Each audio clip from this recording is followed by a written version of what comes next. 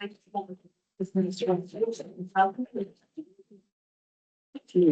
you very much. For the quarterly performance and business reporting, I'll take the report as read. And I'm going to keep this very brief because you're probably aware we're in the process of compiling our annual reporting, which will obviously cover a lot of this. In the next month or so. Just on the quarter four reporting, I just wanted to perhaps note a couple of things that are in this report. And one is the increasing number of Lagoinas we continue to get. And I think this is a trend that doesn't seem to be going to go away. And I think that reflects more widely as well. And also the project activity across the organisations, we continue to make progress on that. But just noting that some of the fast track applications continue to result in a sort of a staff resource stretch as they come in. Just on the annual performance measures, look, I'm not going to go through those individually. And that once, as I said, once again, will be covered in the annual reporting. But if you have anything that you'd like to ask me about or any of the general managers, I'm sure they'll be happy to answer on that.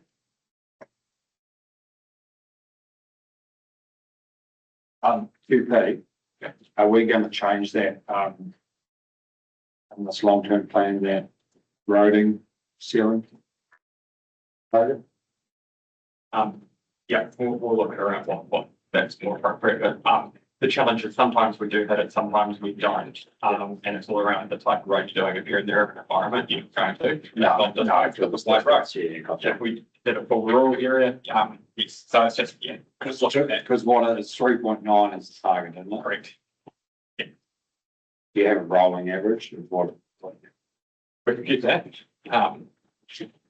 And do that. So we are, as part of the LTP, we'll be looking at it's red.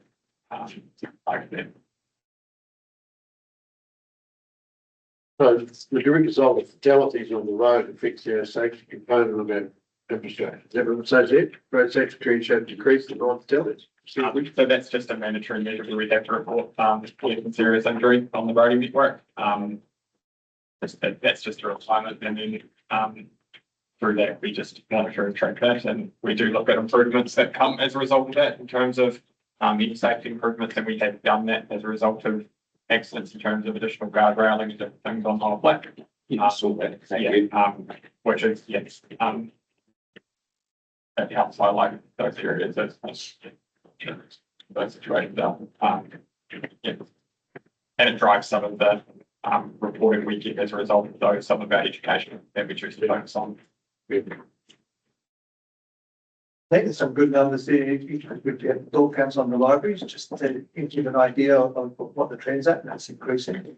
And of course, like building consent, resource consent, those sorts of things, it was reported single floors yesterday that we've had on the cusp of another building, but residential, given flash negligence. So, you've already read a reasonably high mean growth. I think it's just going to get a bit busy. There's one there, QP, the inspections completed within 3 days, working days, at 76%. How's that trending? Is that we're getting there now. So it's starting? Objective fold we blew out the service we delivered while trying to transition to the new system. We sort of blew to 20 days. We're down sort of in the 3 days in Cromwell area, Alex area now, with about 6 for Queen's area in those other areas, although there's less consents out there and everything. But we're tracking back towards hitting that requirement now, as well as our processing timeframes are getting there as well. And just on that, we have had some really positive outcomes with recruitment. I think we're once 2 more staff, plus 8 staff over the last couple of months in that space, which is awesome. With the service requests, we've got the percentage open. Is there a minimum, a maximum time that they're kind of allowed to be open for? Like, when do you go, oh, Yeah, so there is, it's a relatively new, probably in the last 6 months where we've started to track this and like the size of it, and then customer service manager sends us a report, but essentially every month we'll check in on how that's going. Some of these are still just people aren't closing into administration, but every month gets checked in on, and then we'll try and that up as we go. Do you have the stat for how many are resolved at the first point of contact? Yeah, so at the first point of contact where they come in the front door, 81% were solved at the first instance with our customer service team. And councillors will remember that we've sort of changed our customer services hours slightly to allow the upskill of our customer services team on Thursday morning. And so over the last 2.5 years, we've seen that trend go from 58% solved at the front counter up to 80%. And at the same time, we've seen our inquiries. So we've got customer service requests there, which are somebody coming in and wanting something with council. We also now track interactions of any interaction with whether somebody comes in the front door and sends email. We have about 6,000 a month, and that's gone up by about 30% over the last 3 years too. So, And Genesis, the Vigo Genesis. yeah, so Genesis is a technology tool that we put in place that kind of does everything for us as a call centre. So it's our main bit of software that our team use to talk to people, but it also picks up on and starts to build a profile for people as well. It creates FAQs using AI. So if somebody rings in on a day and say we have 3 people that ring up and say, hey, my rubbish bin was missed, it'll pick up and turn that into an FAQ going, hey, this is something that is a common thing, and we pop it up on our website. So it's sort of using technology and the interaction between human and technology and kind of. so just a question in relation to, like a customer satisfaction. Yeah. If we're seeing an increase, I mean, there might not be necessarily an answer for this just right now, but you're seeing an increase in things being dealt with Yeah. by a significant amount, 35%. Yeah. Straight away. Yeah. Why are we not seeing corresponding, or is it a different clientele that we're talking about in relation to our customer satisfaction? I think so. The next time, just on the service request survey, so we just had the staff presentation that sent an increase in the satisfaction of our efficiency. So I think that's table next maybe just like you'll see some increases in our efficiency levels there. And that has happened over the last 2.5 years of those stats and the technology and the stats vary. So it hasn't been an open it's been yeah. We could look back and see where it's at back then, because I know it was like were lower and slower then. Yeah. Yeah. Thank you. And for David, Ryan, on the vandalism, does it stop in Alexandria? It's a lot less, but we put some cameras in some key areas, so that's helped. But basically, we get on new vandalism, and then we lock our toilets, especially the ones that don't. We lock them late at night now as well to try and reduce that. So obviously that's a bit of a cost too, but they're often the one where we did have a camera and we found pocketbooks and people, we obviously don't put them in action because the cameras are not in sort of size. But we do monitor it considerably, and I think twice said that because that's a cost that they pay. Was what I was going to point out, for all those people watching online, I can directly point to an astronomical waste of money. And it is the 11 occurrences of public toilet vandalism. Yeah. 9 of which are in the Vincent ward. Yes. Come on, Vincent. And it's the out of towners coming in from the other woods. Come on, if the case, I've gone to every one of them, the problems. Then try. It's always with Bill. Yeah, no, it's a waste. Like, yeah. But see, There is some good news stuff in there. yeah, There's good news. Some, things trending in the right direction. Still plenty of work to be done, but if there was no work to be done, there would be no need for us. go So back to toilets, see no destruction of mighty Benny and Toto. Where else seems to be referee running around, honestly. Very, very. I had a question around health and safety. Is there some stats there on that health and safety page? If they're notifiable or of a serious level, do we learn about that? Is that, We track it Comes to our audit in this. oh, it goes there, yeah, so, in quite some detail. Contractors. hopefully we're not hurting people that bad. Are some of them major or are they just spraying ankles or ladder or? Occupational fatality. In, Broken Hill, contractor. But contractors do have excellent saving, but we expect too much. And then, if we have mainly strips and strains and so we call that is nice. It's just real. Yeah. Guardians, love noses. Right, recommendation that the report be received as contrary to noted. The mover and the seconder, thank you, Nathan and Stuart. All those in favour? Against? Carried.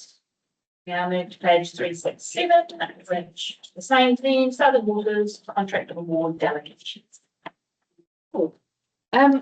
So back with a Southern Waters paper, I think Fiona Smith was going to try online, but possibly because of the change of time, she's not available. But essentially there are two parts to this paper. The first part is the approval of a delegation to the chief executive to award any contract of any value within Southern Waters, as long as it remains within the approved budget of $8.8 million. So the reason for that is I think there was possibly an assumption made that the previous resolution, when we agreed the fund for the establishment of Southern Waters, allowed them to go on and do what they needed to do. But because they're acting under our delegations and our policies, actually that requires any contract over $1 million to come to this table for approval, which could have a significant impact on the rate at which they are trying to move right now. They are moving at pace and there's a lot to be done before 1 July next year. So that's really the main driver, that part of this paper. And the second part is the approval of a non-standard procurement approach for the implementation of Southern Waters Enterprise Resource Planning System. So they do anticipate that this would be over $1 million to procure. And what they're currently undertaking is a request for information process, and that will drive how they move forward with that procurement. So it might not be a complete market tender that they proceed with, because a lot of these, I think there are only really 3 options that are under consideration at the moment. And if their RFI comes back and is quite clear on what they should do, it would kind of save a lot of time, effort, and potentially money if they didn't have to do a full market tender on that one. So they're not fully sure on that approach yet, but this is kind of if we would like to do a non-standard procurement, please could you approve it now rather than wait for another month and understand the definite process that they would undertake. There are no implications for us with audit like that. No, We're approving and non, it's coming to us to be approved. Southern Waters is not us, but because it falls under us, you know, we're going to be kept that by audit to say you've not procured and. well, as long as it goes through this level of us coming to you today. And the other thing I thought over that too is that all they would actually make a decision, they'll take it to their board, because that's the decision on their board. I want to recruit members, so there will be some assurances that the board is satisfied with the decision that has been reached before it comes to us. But at the moment, until they are legally constituted or can loan directly from the LGFA, we are essentially the bank for them in this project. Don't have an issue with the non-standard, but to your point just then, it's still public money. And I guess at the last meeting in July, we approved the program director to enter into contracts up to $500,000 without coming back to us. we're now here asking for, I won't say a blank check, but a check up to $8.8 million if it's there, without coming back to us. And there's two things here. I think being public money, there's still, I personally believe there's still a need for us to go sense check and go, yeah, that's fine. And B, I'm a little bit worried that between now and July next year, something will come to us where 8.8 is not enough to get the entity set up. So it's beginning to feel a little bit like tail, dare I say the tail wagging the dog, but I'm uncomfortable with that, with the B. Yeah. Paul might be able to talk to some of this from a financial point of view, but there will be a point in time, and it'll be before the 1st of July 2027, that they will probably be able to borrow from the LGFA. When they do that, they will we will no longer be funding them, and they will be funded through that mechanism, and then the board will be making all those decisions. Essentially, we are another step above the board in making a decision. That's why I just wanted to check on that one. Where the banks are, we're a step through, we are not procuring the ERP system. The board of directors of Southern Waters are, so I'm a little bit unsure of the implications for us, because that is not our system. How does that work? Any ideas? So I guess the implications for you guys are really policy related and delegation related in this context. So what we didn't want to happen was that, because we've clearly stated that Southern Waters are operating within our policies as CODC, that there weren't things happening that don't align with that, and then that does come back and bite us, and someone says, hey, actually they should have done this because your policy says so. So we're just trying to make sure that all those I's are dotted and T's are crossed. From a monetary point of view, as Peter just said, and Paul might want to expand, they will take on whatever debt is taken on as part of this establishment, and it might then, I have no idea whether they'll come back and ask for more money, but I think the figure was derived when there were only 3 councils That's true. involved in the process. So there could be a potential that they would come back and say, hey, there was a 4th council added after we agreed that establishment budget, which has required more funding, but they will still go through the project steering group, which has members of each of the 4 councils on, and the board as well. So the ERP system, that procurement process will end with a contract award that, whether it comes through this council, will have already been to all 4 councils anyway. Fiona's online now. Lovely. Fiona, did you hear that question?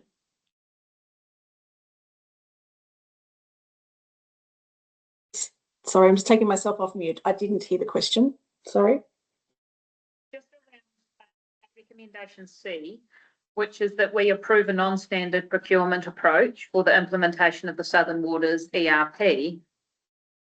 It falls within our policies, but that is not our procurement. It is a Southern Waters procurement. It's not of this council. So I'm not sure how that works in terms of us approving something that we are not procuring. So at the moment, we are working to CODC's policies, procurement policies, in terms of any procurement we are doing, because our funding is through CODC. So the loan facility has been arranged through CODC. So that's why we're working in accordance with those procedures and policies. But of course, we're working closely with the establishment chair in terms of making those decisions. So it's almost like it's a dual approval process. We make sure that the board of Southern Waters is comfortable with the decisions that are being made and the expenditure that's being undertaken, but the actual policies and procedures that we're following at the moment is the CODC policies and procedures. Thank you. Do we need to have something in C that ties into the fact that this is Southern Waters? Yes, Whether it's to clarify in conjunction with the Southern Waters Establishment Board, we approve a non-standard. we approving a financial amount or are we? No, because the financial amount's already been approved at 8.8. For a total data cost, so Steve's asking us to approve something that's commonly over $1 million, like, isn't it fucking? So that reference is because any non-standard procurement over $1 million has to come to council. So we're saying actually we're not quite sure right now what the actual cost will be, but if it's over $1 million, that non-standard procurement approach needs to be approved by this group, which is why it's not a definitive figure because we don't know what it is, but we think it's probably going to be over $1 million. And if it's 5 million? Yeah, this is what I mean, we got no good to say. And then there won't be a lot of budget left for other Yeah, establishments. but that's not good governance. No. but we're not the governors of Southern Waters. No, Right, we're being asked to school make a decision as government. Because it's, well, no, we're not being asked to make the decision as governors, it's for all four councils and the SRG, but it sits under the board, so it'll be up to the establishment chair and his board as to what they are willing. That's where this is a bit of an anomaly, because we're being asked to approve a policy line that says you're approved to a non-standard procurement, but actually what it costs and what is procured is not up to us, which is why it doesn't make sense. It makes sense, but it doesn't make sense. Because effectively all we are in this whole situation, with the banks. Yeah. That's all we do. We have a credit facility for them while they don't have it. The actual design, the requirements that the company needs sits with the company and the establishment chair and the project lead. So all we're doing is saying, and they're effectively using our policy. So if they apply our policy with Southern Waters Limited instead of CODC in the name, what they're saying is that anything over $1 million that we would need to fund as the banker, do you want that to come back to the council to sign off? They're asking in the need for speed. That's terrible saying it, but they need to get on with doing what they need to do, and they don't need to be tied up with bureaucracy that coming back every month to us might entail. And if they need more money based on the 8.8 million that we anticipated it might cost 15 months ago, all of that debt will be transferred over to Southern Waters, and it will be Southern Waters Limited responsibility to finance it and repay it. Still be guaranteed by this council. It will be guaranteed by all councils. And I guess I think a lot of things have changed since we came to $8.8 million. And you'd argue with technology now, how do we know that that's not out by 20% already? Oh, exactly. That's the issue. When we set this budget up 15 or so months ago, the setup was at that time 3 councils, and now there are 4. They'll get cheaper though, if that's the case. We, on a per council basis, yes, but we are funding it. We decided we would take on the role that one of the councils had before us and didn't join in initially, so we picked up that role. So whether it's cheaper or not, it's not, doesn't matter from the point of view of funding it. It will cost what it will cost. There's a lot, how that's spread out. No one's got control over that. That's my problem, isn't it? Like it just, well, the board do. No, we're on the hook for it. Is this, that's still public money at this point? It's still. It's all public money. The deed of agreement is that. Yeah, the shareholders It agreement. states that even if Southern Waters wasn't actually to be established, the funding is still shared between the 4 councils, regardless of whether we're acting as the bank or not. Like there is. Councillor Board B, C, I think needs to note, perhaps approves the non-standard procurement approach for the implementation of Southern Waters ERP system, noting that responsibility for procurement sits with the Southern Waters Board. I'm not so comfortable with B. No. we've already, along with the other councils who are part of Southern Water, Yeah, but the- approved that budget. We've approved that amount. Yes. And that was based on 4 councils originally. That was the work done by Morris and Lowe, wasn't it? That they said there was 4 councils originally and 1 came out. So, and then the comment made was that that was going to be the amount, irrespective of how many councils were going to be in there for transferring. That was the change over costs. So it was the ballpark thing. Yeah, ballpark, okay. So, Of which 50% was probably sort of tagged to an enterprise system. yeah, Because I knew that's going to be pretty expensive. yes, and that, the problem, I guess what I'm picking up is that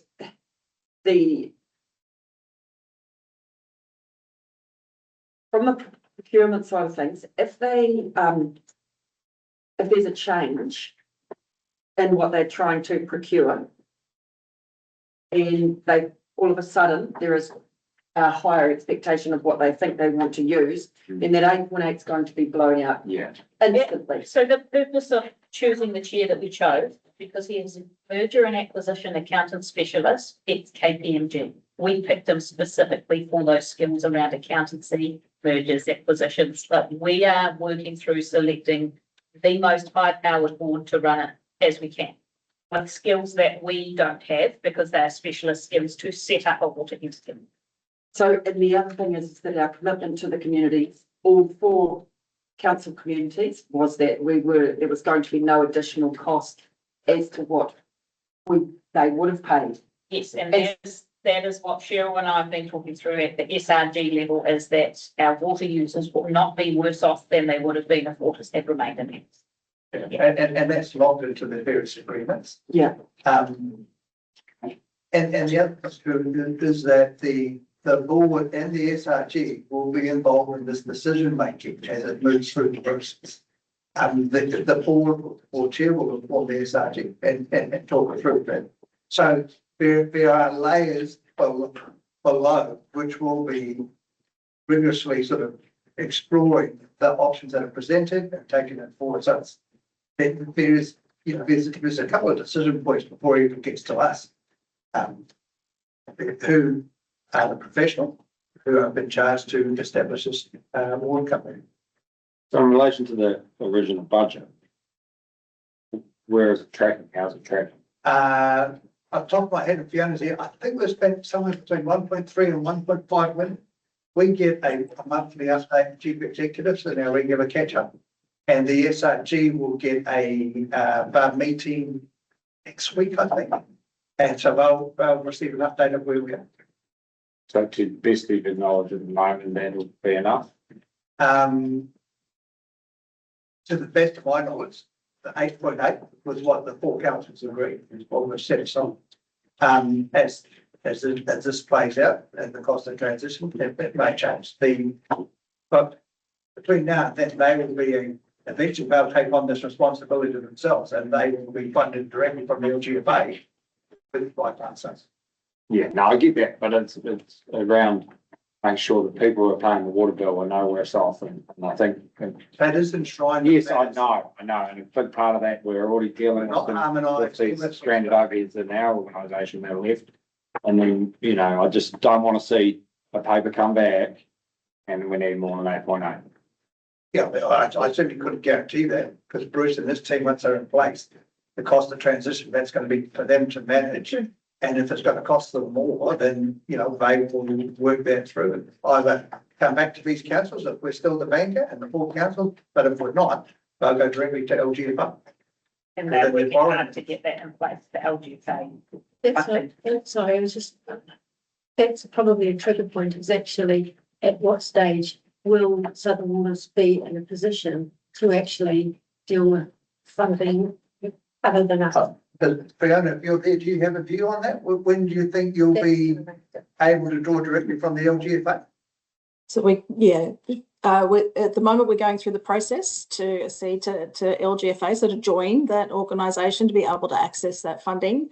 We've put some initial paperwork through to them, and they've come back with some questions to us. And so we're working through the responses to that with them. One of those questions is about the directors that are being appointed to the board of Southern Waters. They want to make sure that They are good, commercially astute directors that are being appointed. So once that process is finalised, we can continue on with that LGFA process. And if that time frame now goes according to what we understand, that will look like we should have that funding in place towards the end of this year. So at that stage, you would know that we wouldn't be liable for any witness.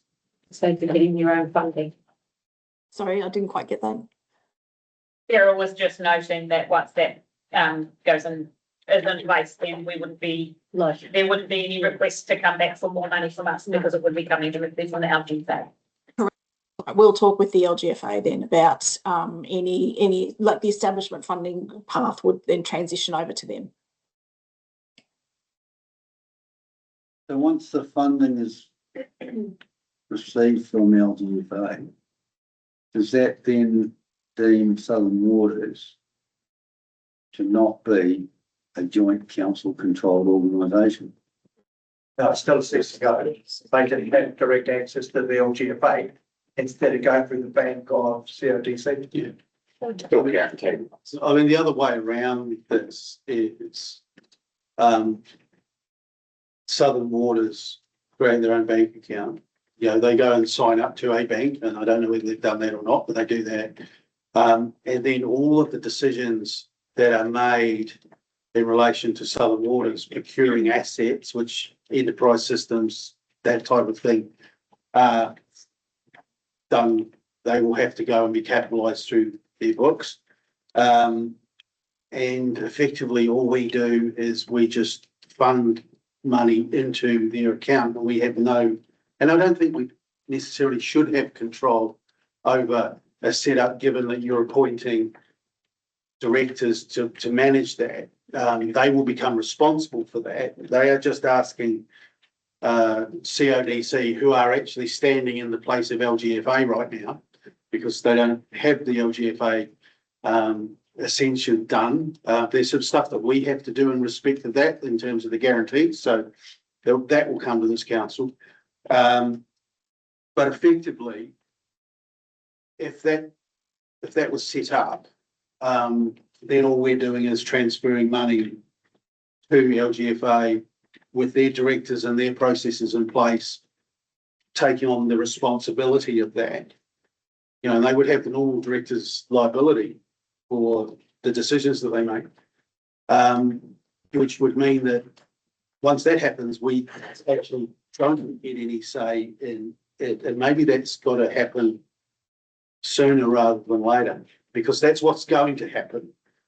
And we're kind of in I guess it's an interim position where we're doing the funding, but ultimately we really don't have the control of what Southern Waters need to spend on getting Southern Waters set up, because that's what we've charged them with doing.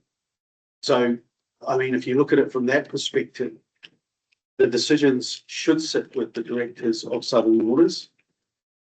And we are effectively, and even if they come and ask for, it's 10.8 million and it's an extra 2, they've made those decisions. They have to stand and fall on those decisions. We are just, it's really crude way of putting it, but we're just signing the check and they're making the decision. So I guess the question is, do you want to have another lever, whatever, I can't say of decision making sitting on there, because then you're taking the responsibility of. But I guess if anything, why can't they just do that from the start? Why do we have to be there? Because they can't get money from the LGFA until they're an entity that's established and they need to have a board. At the moment, we've only appointed one board member. There are more coming. I would argue in that process, government regulated a bit of the situation we're in. And therefore, so with the government direction providing the facility. Yeah, it's not. Basically, it seems like that. Yeah. And the other thing too is that if you wanted that extra step, that is probably all 4 councils would require that extra step. Yeah. And then that, because you're only 25% of the shareholder. And so it was probably deliberately designed this way to avoid that and the additional bureaucracy to try and empower them to work 12 months to get to transition and to enable a professional board. Because the government objective was to remove the politics out of order, to get a professional board in place that made the big decisions for the benefit of. So this was this an oversight at the start? Yeah. Is that what the situation is? Because I mean, we've got this now. I think it was a lack of clarity around that, them falling under our policies and what that meant. We always knew that they were going to be coming to us for that money and that would be doled out and then the debt handed on to them at the end point. But when you've got something coming back that relates to something that is very clearly Southern Waters and not Central Otago District Council, it's only because it falls under our policies. And they have to operate under someone's policies because they haven't written their own yet. And so we're kind of the umbrella organisation. So the other councillors won't be living in space. No.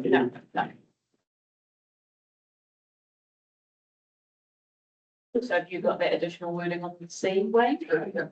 So it says approves approves a non-standard procurement approach for the implementation of Southern Waters ERP system, noting that the responsibility for procurement falls to Southern Waters.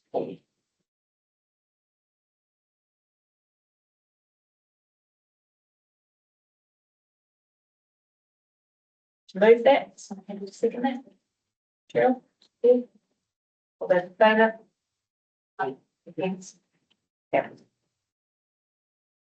Thank you. We are interviewing the provisional board members on Friday. We will be looking to move that at pace so that they can get their own money from home. That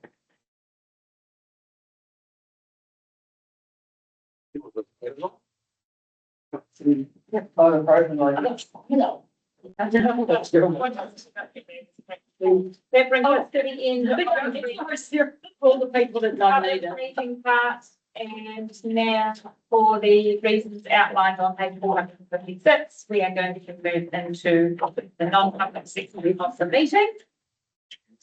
Someone happy to move that? Second, all those in favour? Aye.